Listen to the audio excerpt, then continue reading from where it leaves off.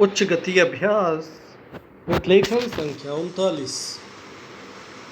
सज्जनों और देवियों, विगत 2 दशकों से मेरा संपर्क जहाँ तक कार्यालयीन कार्यभार का प्रश्न है, देश के विभिन्न भागों में कार्यरत स्वैच्छिक हिंदी संस्थाओं से रहा है। अतएव आज इस गौरवपूर्ण मंच से संस्थाओं और उनके इर्द गिर्द की बातों पर अपने विचार केंद्रित करूँगा।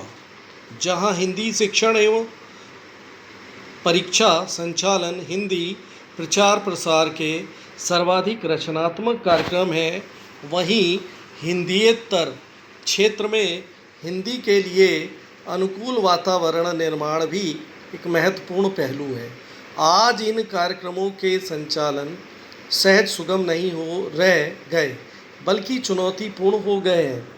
विद्यार्थियों की योग्यता बढ़ाने के लिए शिक्षा एवं परीक्षा के अतिरिक्त हिंदी वक्तव्य, निबंध, वाद विवाद के साथ साथ नाटक, एकांकी प्रतियोगिताएं आयोजित की जाती हैं। हिंदी शिक्षकों प्रचारकों के लिए शिविर, पुनश्चर्या कार्य शिविर, पुरस्कार योजना जैसे कार्यक्रम आयोजित किए जाते हैं। अनुकूल वातावरण निर्माण के लिए जहां इन कार्यक्रमों को अधिक प्रभावी और परिणामी बनाने की आवश्यकता है, वहीं अन्य प्रभावी कार्यक्रमों की परिकल्पना करनी होगी। हिंदी शिक्षण, परीक्षा संचालन और वातावरण निर्माण, इन तीनों के अनुपातिक और सफल आयोजन पर विद्यार्थियों का हिंदी ज्ञान अर्थात हिंदी बोलने, पढ़ने एवं लिखने की दक्षता का पूरा दारोमदार टिका रहता है।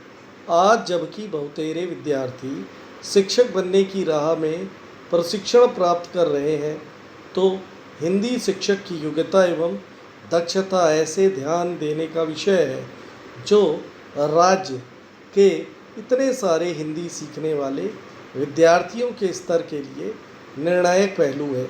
यह नकारा नहीं जा सकता कि किसी भी संस्था के लिए उनके प्रचारक ही आधारभूत परिसंपत्तियां होते हैं। प्रचारकों के सत्प्रयास एवं सुकार्य से संस्था की जड़ें मजबूत होती हैं।